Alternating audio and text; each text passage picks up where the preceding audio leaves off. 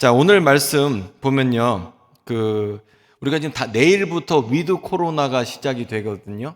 그동안 노래방도 제대로 할 수 없었고, 식당도 제대로 할 수 없었고, 집회, 예배 다 제대로 할 수 없었습니다.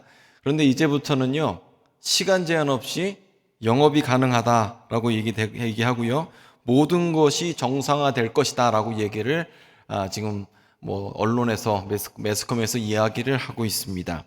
그러면 이 위드 코로나 때 우리는 어떻게 할까? 위드 코로나 때 예수 믿는 사람은 어떻게 할까? 오늘 말씀을 통해서 영적인 지혜를 얻기를 원합니다. 오늘 마태복음 10장을 보게 되면 예수께서 제자를 선택하시고 전도와 선교를 맡기시는 본문이 나오는데, 그게 왜 전도와 선교를 맡기시는지에 대해서는 9장 마지막에 나옵니다. 여러분 성경을 한번 보세요. 9장 마지막을 보게 되면 35절에 예수께서 회당에서 가르치시고 천국 복음을 전하시고 모든 병과 약한 것을 고치셨습니다. 그리고 36절을 보면 무리를 보시고 불쌍히 여기셨어요. 즉 백성들을 보면서 불쌍히 여기셨습니다. 이게 그 이유입니다. 백성들이 목자 없는 양처럼 고생하고 기진, 힘이 다 빠져 있기 때문에 그래서 예수님이 백성들을 불쌍히 여기셨어요. 그러면 당시에 백성들을 관리하는 사람들이 없었느냐? 백성들에게 영적 지도자가 없었느냐? 그건 아니에요. 옛날에도 영적 지도자가 있습니다. 옛날에도 종교인들이 있었고요. 바리새인이 있었고 사두개인이 있었고 제사장들이 있었습니다. 그런데 왜 회당이 있었고 종교인들이 있었음에도 불구하고 왜 백성들은 목자 없는 양처럼 그렇게 힘이 다 빠져서 고생을 하고 예수께서 불쌍히 여기셨느냐? 그것은 바로 종교인들이 자기네들의 이익을 위해서만 살았기 때문이겠죠. 몇 년 전에 조계종에서 총무원장 물러가라 이런 것 때문에 스님들이 목탁을 내려놓고 강목을 잡고 집단으로 패싸움한 적이 있었습니다. 근데 그걸 언론사에서 중계를 했었어요. 되게 참 남의 일이지만, 물론 남의 종교 비판하면 짜릿한 부분도 있습니다. 하지만 안타깝죠. 왜 안타깝냐면 우리는 별반 다르겠느냐라는 거예요. 우리는 과연 다를까? 왜냐하면 종교인들이 종교인 노릇을 제대로 못하기 때문에 백성들이 마음 둘 데가 없어요. 왜냐하면 종교인들이 사기꾼 같으니까 마음이 열리지가 않거든요. 유명한 예화 중에 하나입니다. 권사님인 엄마, 많이 배우지 못했지만 교회를 오래 다닌 권사님이 계셨고 그분의 딸이 하나 있었습니다. 그런데 딸은 어려서부터 공부를 열심히 해서 박사학위까지 따서 그리고 교수가 되었습니다. 그리고 엄마가 교회를 가자고 늘 얘기했지만 딸은 교회를 가질 않았어요. 그러다 드디어 딸을 데리고 교회를 왔습니다. 예배를 끝나고 딸이 교회 여기저기를 둘러보았습니다. 그리고 집으로 가면서 딸은 엄마에게 이렇게 얘기를 합니다. 엄마, 다시는 교회 가지 마. 내가 오늘 교회에서 뭘 받는 줄 알아? 안수 집사들 모여서 무슨 얘기하는 줄 알아? 권사들 모여서 무슨 얘기하는 줄 알아? 장로들 모여서 무슨 얘기하는 줄 알아? 교회를 왜 가? 다시는 가지 마. 이렇게 이야기를 했다고 해요. 근데 엄마가 많이 배운 사람은 아니었거든요. 근데 엄마가 눈을 감고 이런 얘기를 했다고 합니다. 너는 교회 하루 가서 참 많이 보고 많이 들었구나. 나는 그걸 모르는 게 아니야. 그런데 교회에 와서 나는 하나님의 음성만 들으려고 얼마나 애쓰는지 몰라. 사람 소리 안 듣고 하나님 소리만 들으려고 애썼어. 이렇게 얘기를 했다고 해요. 그러자 딸이 엄마의 모습이 태산처럼 커 보였다. 이런 얘기를 합니다. 자, 오늘 이 코로나 상황 가운데에서 멈춘 것들이 다시 돌아가면 안 나왔던 성도들이 나올 거라고 여러분 생각하십니까? 전 전혀 그렇지 않아요. 그동안 교회를 정말 안 나가고 싶었는데, 아유, 교회 그만 다녀야지. 내가 이 인간들 그만 봐야지 라는 생각을 하고 있었는데 코로나가 핑계를 준 거예요. 그러자 합리적이고 타당한 방법으로 이번 기회에 그만 나가자. 그래서 이유 만나서 떠난 사람도 참 많이 있습니다. 그런데 여러분, 우리는 이렇게 사람들이 많이 떠났음에도 불구하고 코로나 2년 기간 예배당을 지켰어요. 왜냐하면 우리는 그런 가운데서도 사람 음성 듣지 않고 하나님 음성 듣기 위해서 몸부림쳤기 때문입니다.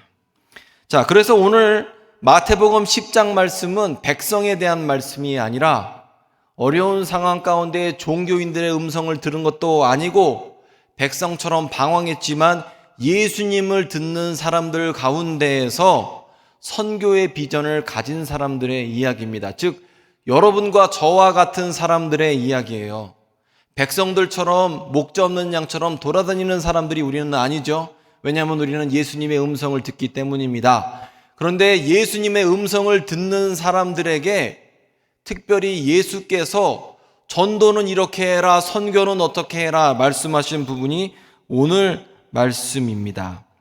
자, 먼저 첫 번째로는요, 백성 중에서 예수님의 음성을 듣는 사람들은 삶의 목적이 있습니다. 즉, 맡기신 일이 있어요. 우리의 삶에 목적이 없는 게 아닙니다. 분명히 목적이 있어요. 우리는 종교인들이 아닙니다. 우리 예수 믿는 사람들은 종교인이 아니죠. 예수의 음성을 듣는 사람들은 삶의 목적이 있는데 그것이 무엇이냐면 복음 전하는 일입니다. 하나님께서 우리에게 맡기신 일은 하나님의 말씀을 전하고 예수 그리스도의 구원을 세상에 전하는 일입니다. 언제까지 전해야 될까요? 예수님이 다시 오실 때까지 우리는 복음을 전해야 합니다. 그런데 이 복음을 전할 때에 어떻게 전하느냐가 이제 마태복음 10장 이야기입니다. 그런데 이 마태복음 10장 얘기를 처음부터 다 하면 한 5시간은 설교를 해야 돼요. 그래서 오늘 본문 위주로 말씀을 드리면요. 자, 이제 보게 되면 16절을 한번 여러분 보십시오. 보라, 내가 너희를 보냄이 양을 이리 가운데로 보냄과 같도다. 양을 이리 가운데로 보내는 것 같대요. 세상이 호락호락하지 않다는 뜻입니다. 우리가 가진 복음 전하는 일이 호락호락하지 않아요. 쉽지 않다는 것을 말씀하고 있습니다. 그런데 그때에 호락호락하지 않을 때 어떻게 해야 하냐면 너희는 뱀같이 지혜롭게 행하라고 말씀하세요. 뱀처럼 지혜롭게 얘기를 하는 거예요. 전도와 선교를 어떻게 해야 돼요? 지혜롭게 하라는 거예요. 뱀처럼 지혜롭게. 그러면 여기서 지혜라는 말에 대해서 우리가 공부를 좀 해보도록 하겠습니다. 우리가 일반적으로 지혜라는 단어를 어떻게 사용할까요? 자, 예를 한번 들어볼게요. 어떤 일을 처리해야 되는데 비용이 1억이 든다고 합니다. 1억이 들어요. 근데 누군가에게 부탁을 냈더니 그 사람이 500만 원에 똑같은 결과를 가져왔어요. 그러면 우리는 그 사람한테 뭐라고 얘기를 하죠? 지혜롭게 일을 잘 처리했다고 그래요. 수완이 좋다 얘기를 해요. 즉, 적은 비용으로, 원래 비용이 이만큼 들어야 되는데 적은 비용으로 많은 결과를 내면 우리는 이 지혜롭게 일을 처리한다라고 얘기를 해요. 효율이 좋은 거죠. 한마디로 비용은 가능한 한 줄이고 결과는 최대한 내는 게 지혜로운 일입니다. 그리고 목적한 바를 기분 안 나쁘게 하면 우리는 지혜롭게 말한다고 얘기를 해요. 기분 나쁜 얘기인데 기분 나쁜 얘기를 기분 안 나쁘게 얘기를 해. 잘해서 목적한 바를 이뤘어요. 설득했어요. 그럼 우리가 저 사람 참 지혜롭다라고 얘기를 하죠. 제가 우리 와이프한테 제가 항상 그렇게 얘기를 해요. 좋은 얘기를, 나쁜 얘기를 기분 나쁘지 않게 말해라. 기분 나쁜 얘기를 기분 나쁘게 말하지 말고 기분 나쁜 얘기를 좋게 얘기해라. 그렇게 얘기를 하죠. 그럼 우리 아내분들 뭐라고 얘기를 하겠어요? 답장 뭐라고 하겠어요? 기분 나쁜 얘기를 좋게 해주세요. 그럼 기분 나쁜 얘기를 좋게 얘기하면 못 알아먹지 않냐? 기분 나쁜 얘기는 기분 나쁘게 얘기 알아듣는다. 맞죠? 근데 여러분, 기분 나쁜 얘기를 기분 좋게 설명하는 사람이 지혜로운 사람이죠. 그리고 지혜를 얘기할 때 이치를 빨리 깨닫고 옳고 그름을 분간하는 사람, 가려내는 사람을 우리가 지혜로운 사람이다 라고 얘기를 해요. 지혜로운 사람은 이렇게 계산도 잘하고 또 이윤도 잘 추구하고 적은 비용으로 그다음에 무리 없이 일을 잘 해결하는 사람을 지혜로운 사람이다라고 말을 하죠. 그런데 여러분, 이 지혜도 종류가 여러 가지더라고요. 그러니까 똑같은 지혜라는 단어를 사용하면서 하수의 지혜가 있고 고수의 지혜가 있다는 것을 여러분 알고 계십니까? 하수의 지혜가 있고 고수의 지혜가 있어요. 자, 보면 하수는 어떻게 하냐면 웬만한 일을 힘으로 처리하려고 합니다. 이게 하수의 지혜예요. 그리고 하수가 될수록 나는 이런 사람이야 라는 걸 드러내고 싶어 합니다. 하지만 교수는, 그러니까 이거 보세요. 하수는 겁이 없고 고수는 교만한 게 없어요. 그리고 하수는 힘으로 하죠. 그리고 고수는 힘을 빼고 합니다. 그리고 고수가 될수록 이기기만 하려고 하지 않아요. 하수는 무조건 이겨야 됩니다. 이겨서 빨리 다음 거 처리하고, 이겨서 빨리 다음 거 처리하고. 그런데 고수가 되면 지면서 지는 것을 사용하는 사람이 고수죠. 그래서 흔히 이렇게 얘기하죠. 고수가 될수록 어리석음으로 자기 자신을 포장한다. 이렇게 얘기를 해요. 어리석은 걸로 자기를 잘 포장해서 목적한 거를 잘 이루는 사람이 고수다라고 얘기를 해요. 어리석음으로 인하는 게 바로 고수다 얘기해요. 자, 유몽인이라는 사람이 지은 여우야담이라는 책이 있습니다. 그 책에 나오는 이야기 하나입니다. 조선 왕실의 친척 중에 서철령이라는 사람이 바둑을 아주 잘 뒀다고 합니다. 바둑을 두면 진 적이 없대요. 고수죠. 그래서 스스로 또 남들이 조선 제1의 국수는 서철령이다라고 말을 했다고 합니다. 그런데 어느 날 농부한 사람이 말을 끌고 서철령을 찾아왔습니다. 그리고 이렇게 얘기합니다. 서철령님께 제가 바둑을 한 수 청합니다. 그런데 서철령이 하는 말이 나는 맨입으로는 심심해서 안 한다. 무언가를 걸고 하자. 그런데 농부가 가진 말이 아주 잘생긴 말이거든요. 좋은 말이거든요. 우리가 차를 보면 이게 고급 차인지 싼 차인지 알잖아요. 마찬가지로 이게 고급 차인데, 이거 고급인데, 너무너무 고급인데, 그러면 저걸 걸고 우리 내기를 하자. 그러자 농부가 하는 말이 내가 지금 한양으로 군역을 3년 동안 살러 가는데 지금 말이 없으면 어떡합니까? 뭐 이런 식으로 둘러댔대요. 그리고 내기 바둑을 했는데 웬걸 서철령이 한 판을 이기고 두 판을 이겼습니다. 그러자 뭐 3-4번 두는데 두 판 이기면 끝난 거 아닙니까?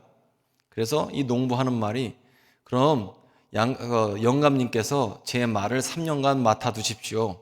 제가 3년 뒤에 군역을 끝내고 다시 내기 바둑을 두도록 하겠습니다. 그리고 3년이 지났습니다. 자, 농부가 3년 만에 다시 나타나서 다시 바둑을 청합니다. 그리고 바둑을 뒀어요. 누가 이겼겠어요? 여러분이 기대하시는 대로 농부가 게임도 안 되게 상대방을 완전히 박살을 냈습니다. 두 판을 연거푸 이긴 다음에 이렇게 얘기를 해요. 제가 한양에서 군복무하는 동안 제 말을 맡길 데가 없었습니다. 그래서 이 일을 꾸민 겁니다. 영감님께서 제 말을 이렇게 잘 길러주시니 어떻게 감사를 드려야 할지 모르겠습니다. 왜 그러냐면요, 여러분, 말은 사람의 보통 5배에서 10배를 먹습니다. 그러니까 우리가 이 말을 기를 때 그냥 풀만 먹는 게 아니에요. 콩도 먹이고 뭐 별의별 걸 다 먹이거든요. 근데 그렇게 이 말 기르는 게 비용이 많이 듭니다. 그러자 이 서철령이 할 말이 없었죠. 자, 고수는요, 보통 어리숙함으로 자기를 포장을 해요. 무조건 이기려고 하질 않아요. 하수는 지혜의 쓸모만 알지만 고수가 되면 될수록 어리석음의 쓸모를 알고 지는 것을 어떻게 잘 지는 줄 알아요. 고수가 될수록 어리숙함을 목적에 따라 잘 사용할 줄을 압니다. 그래서 제가 인생을 별로 오래 살지 않았지만 어리숙한 사람이 훨씬 더 무섭습니다. 그리고 제가 미국에서도 보면 중국인 부자들을 좀 보잖아요. 중국인 부자들이 정말 옷차림이나 하고 다니는 걸 보면 정말 보통 사람보다 못하게 하고 다닙니다.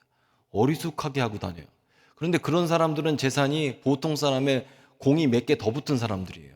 그런데도 어리숙하게 다니죠. 자, 그래서 여러분, 힘 빼는 게 쉽지가 않아요.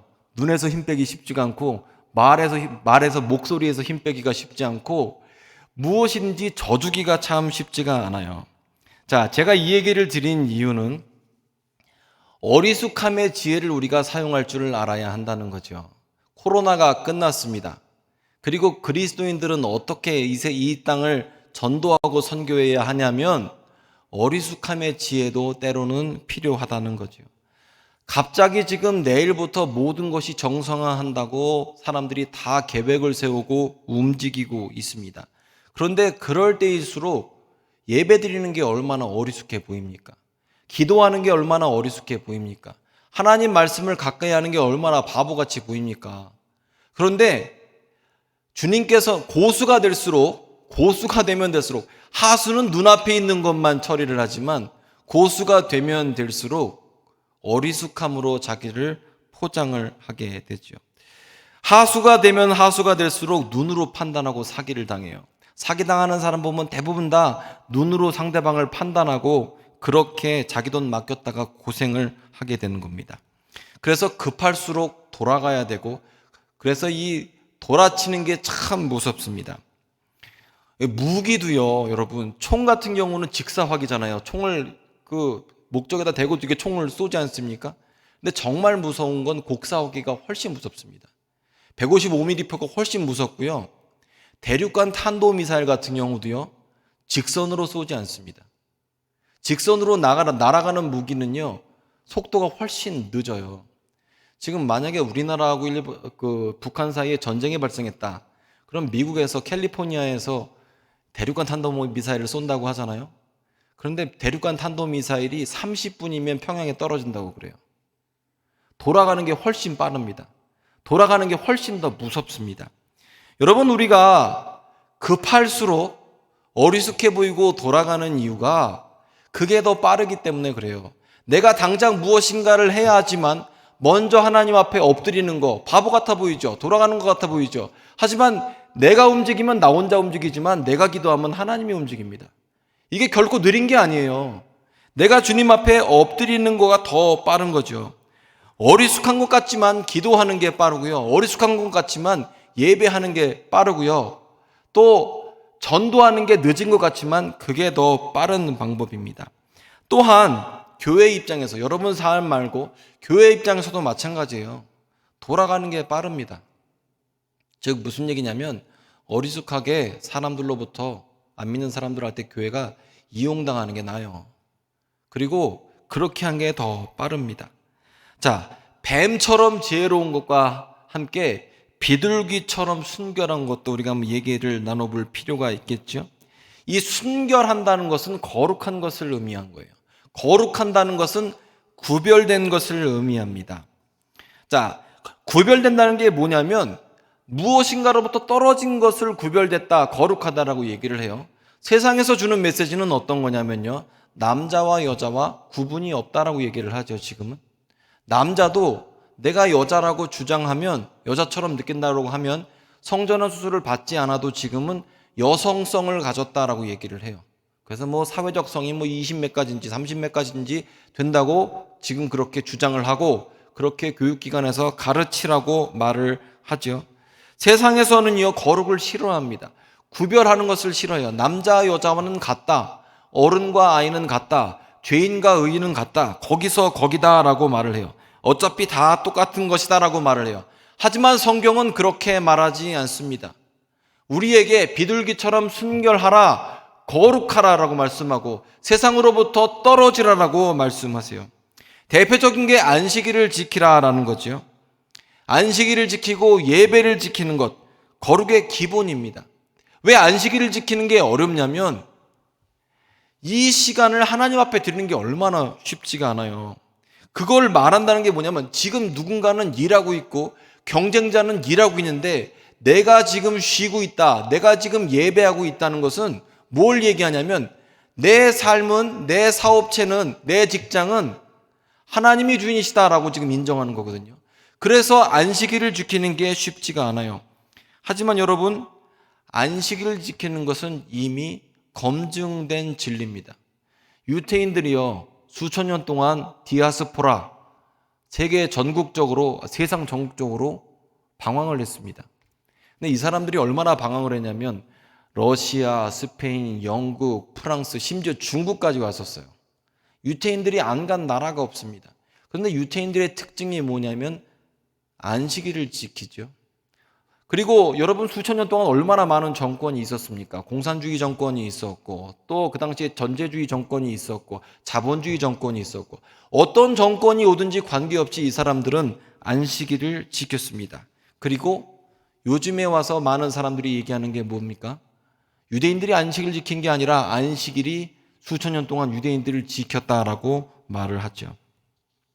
그렇기 때문에 여러분, 우리가 안식일을 지킨다는 것은요, 하나님의 통치를 인정하는 거예요. 그리고 여러분, 이게 얼마나 안타까운지 생각해 보십시오. 제가 오늘 아침 뉴스를 보니까 앞으로 주 4일을 할 수도 있다. 그리고 많은 직장이 4.5일을 일한다라고 얘기를 해요. 지금 안 믿는 사람들은 주 4일 일합니다. 주 4.5일 일하고 있습니다. 그런데 믿는 사람이 주 7일 일한다는 게 나처럼 이건 말이 안 된다고 생각하거든요.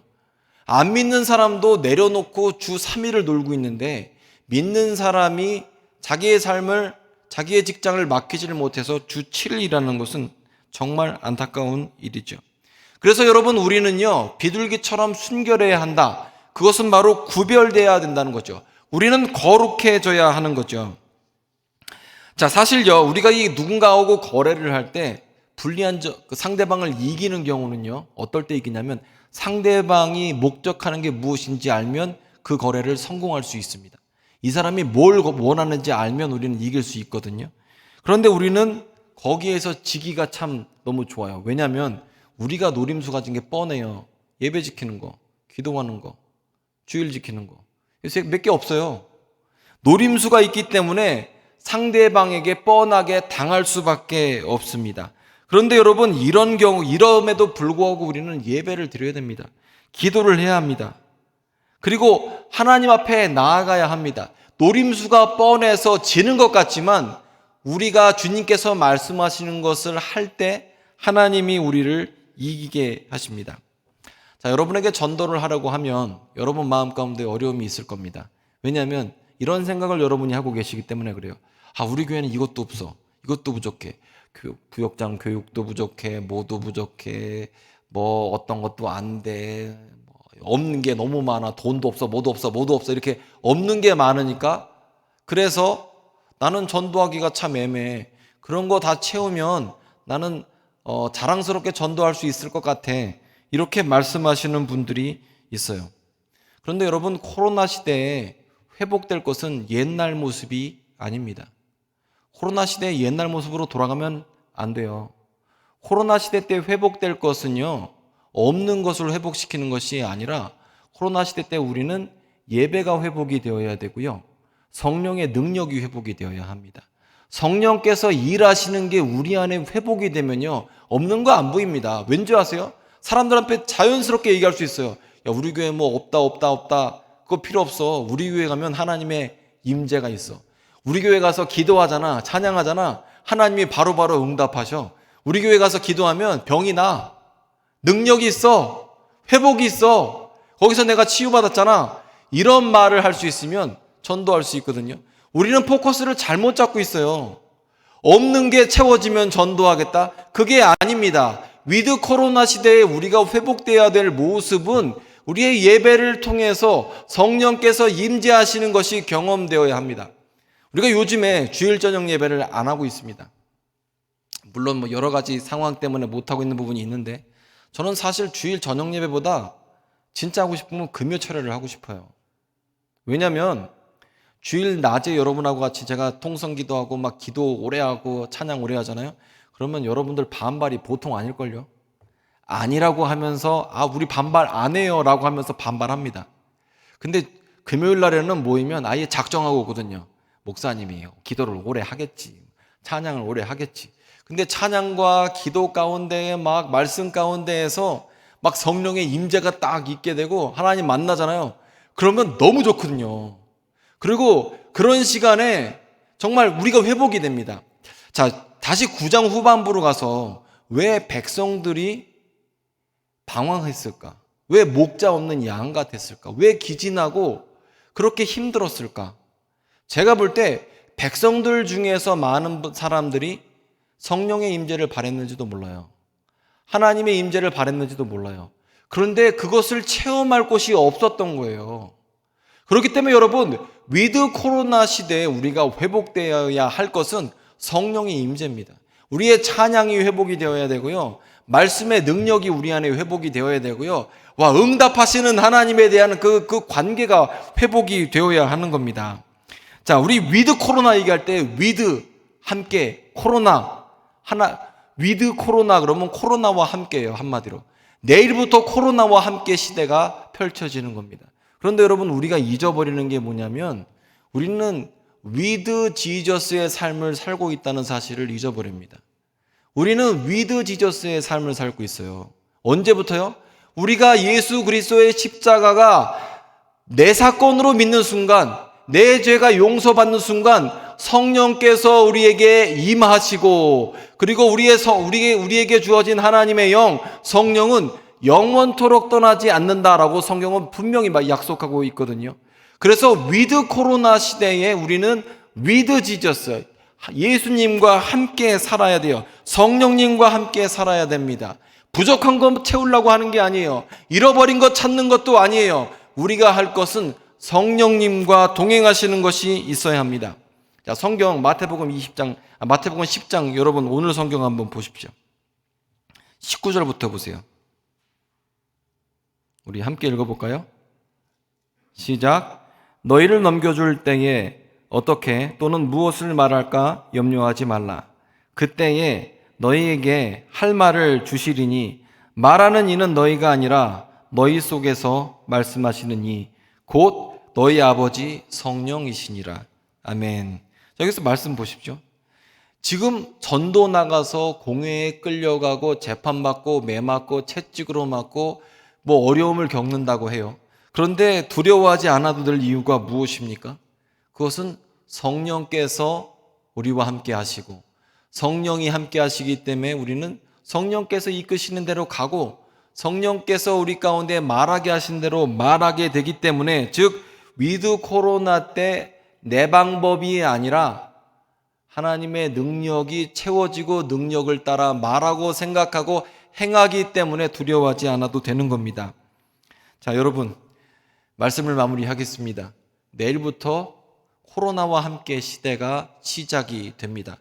우리나라가 전 세계 백신 접종률이 2위더라고요.